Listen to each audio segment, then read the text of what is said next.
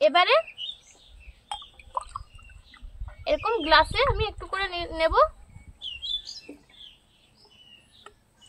দেখুন বন্ধুরা, দেখেই কিন্তু বোঝা যাচ্ছে কতটা এটা লোভনীয় হয়েছে কিন্তু খেতে, তাই না? নমস্কার বন্ধুরা, কেমন আছেন সবাই? আশা করছি সকলেই ভালো আছেন। আমি স্নেহা, আমার চ্যানেল ভেজ রেসিপি উইথ স্নেহাতে আবারও একটা নতুন রেসিপিতে আপনাদের সকলকে স্বাগত জানাই। তো বন্ধুরা, আজকে আমি আপনাদের সঙ্গে শেয়ার করব একদম দোকানের মতো মাজা বা ম্যাঙ্গো ফুটি, যেটাই আপনারা বলে থাকেন না কেন। তাহলে চলুন বন্ধুরা, আপনারা প্লিজ পুরো ভিডিওটি স্কিপ না করে দেখতে থাকুন। দেখুন বন্ধুরা, ম্যাঙ্গো ফুটি তৈরি করার জন্য এখানে আমি বেশ একটা বড় সাইজের আম নিয়েছি, আর নিয়েছি একটা ছোট সাইজের কাঁচা আম। তো সবার প্রথমে আমি কাঁচা আমটাকে একটু টুকরো করে কেটে নেব। কাঁচা আম যদি দেন তাহলে কিন্তু একদম দোকানের মতো খেতে লাগবে, ফ্লেভারটা কিন্তু খুবই সুন্দর আসে। তো এটা আমি টুকরো করে কেটে নেব।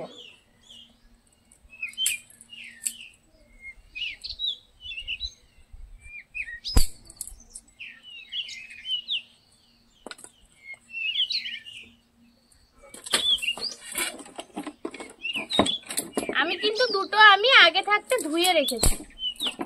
এরপর দেখুন আমি টুকরো টুকরো করে কেটে নিচ্ছি। দেখুন বন্ধুরা, কাঁচা আমটাকে আমি টুকরো করে কেটে নিয়েছি। এরপর পাকা আমটাকেও আমি কেটে নেব। সবার প্রথমে আমি ছালটা খুব ভালো করে ছিলে নেব।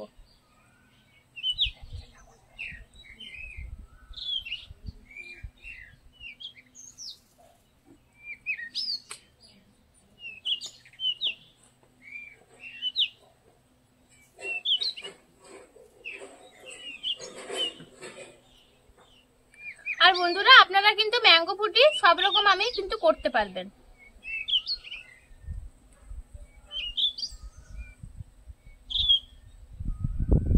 তো দেখুন, সবার প্রথমে আমি খুব ভালো করে ছালটা ছিলে নিচ্ছি। তারপর এটাকে আমি টুকরো করে কেটে নেব। দেখুন বন্ধুরা, গোটা আমটাকে কিন্তু আমি খুব সুন্দর করে ছিলে নিয়েছি। এরপর এটাকে টুকরো করে কেটে নেব। তবে খুব বেশি পাকা আম কিন্তু নেওয়া চলবে না, এতে কিন্তু টেস্টটা একদম ভালো আসবে না। তো দেখুন, আমটাকে আমি এরকম টুকরো করে কেটে নিচ্ছি।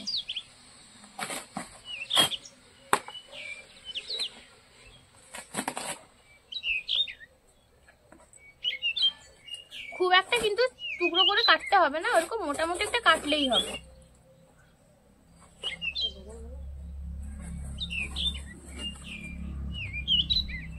এইভাবে পুরো আমটাকে আমি টুকরো করে কেটে নিব। দেখুন বন্ধুরা, সব আমগুলোকে কিন্তু আমার টুকরো করে কেটে নেওয়া হয়ে গেছে। এরপর একটা মিক্সার মেশিনের সাহায্যে আমি কাঁচা পাকা আম সব একসাথে কিন্তু বেটে নেবো, মানে পেস্ট করে নেবো। এটা দুবারে করতে হবে, একবারে হবে না, যেহেতু আমি ছোট বাটিটা নিয়েছি। তো চলুন বন্ধুরা, আমি এটাকে খুব ভালো করে পেস্ট করে নিই, তারপর ফিরে আসছি। দেখুন বন্ধুরা, এরপর আমি ম্যাঙ্গো ফুটিটা তৈরি করব।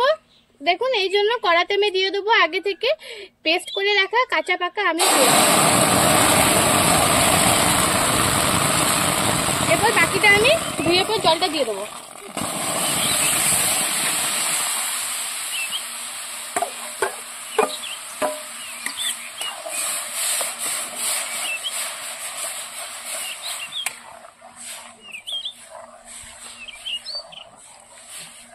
এটা খুব ভালো করে জলের সাথে মিশিয়ে নিতে হবে। যেটুকু আছে পুরোটাই দিয়ে দেবো।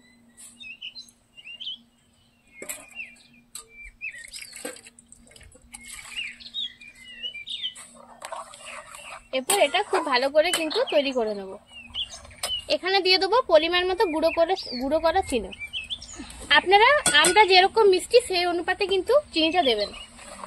এরপর এটা আরো খুব ভালো করে মিশিয়ে নেব।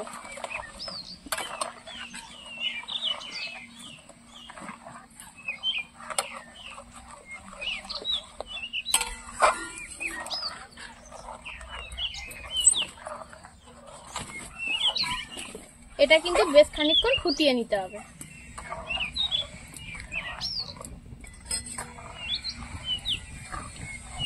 দেখুন বন্ধুরা, এটা কিন্তু বেশ খানিকক্ষণ আমি রান্না করে নিয়েছি। এরপর এখানে দিয়ে দেবো বেশ কিছুটা পরিমাণে পাতিলেবু। টমেটোর বদলে আপনারা কিন্তু ভিনিগারও ইউজ করতে পারেন। বেশি কিন্তু দিলাম না, দেখুন একদম সামান্য অল্প পরিমাণে দিয়েছি। এরপর এটা আমি নামিয়ে নেব। দেখুন বন্ধুরা, আমি একটা ছাঁকনি নিয়ে নিয়েছি। এরপর এটা আমি খুব ভালো করে ছেঁকে নেব।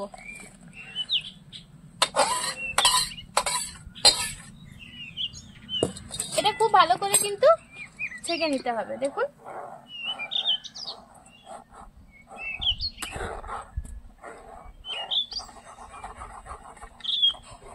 দেখুন খুব ভালো করে কিন্তু নিচ দিক দিয়ে পড়ে যাচ্ছে।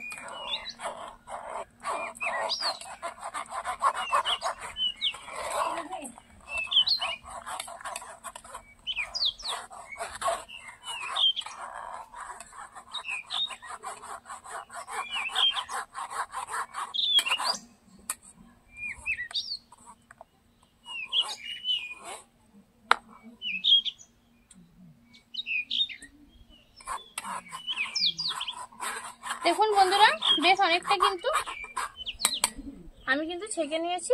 এবার দেখুন এইটুকু পড়ে আছে, এরপর এটা আমি ফেলে দেবো। এটা না ফেলে দিয়ে আপনারা কিন্তু খেতেও পারেন। এরপর এখানে আমি মিশিয়ে দেবো আগে থেকে ফ্রিজে রাখা ঠান্ডা জল।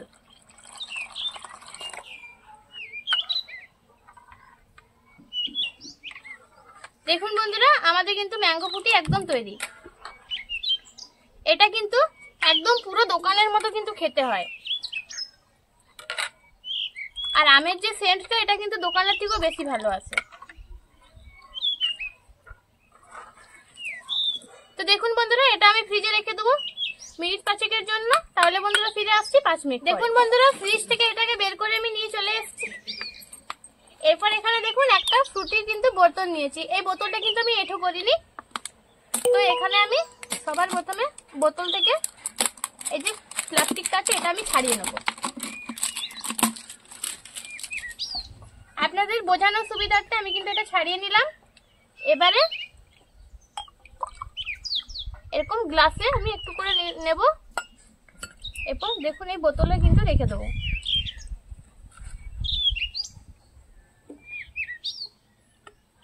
দেখুন বন্ধুরা, দেখেই কিন্তু বোঝা যাচ্ছে কতটা এটা লোভনীয় হয়েছে কিন্তু খেতে, তাই না?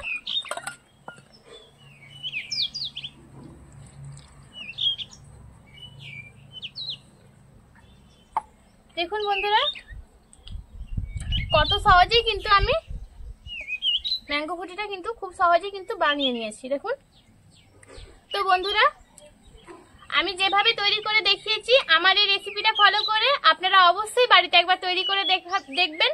আর আমাকে অবশ্যই কমেন্টের মাধ্যমে জানাবেন আপনাদের কেমন হয়েছে, বা আপনারা তৈরি করতে পেরেছেন কিনা, বা আপনাদের কেমন লেগেছে তৈরি করার পরে।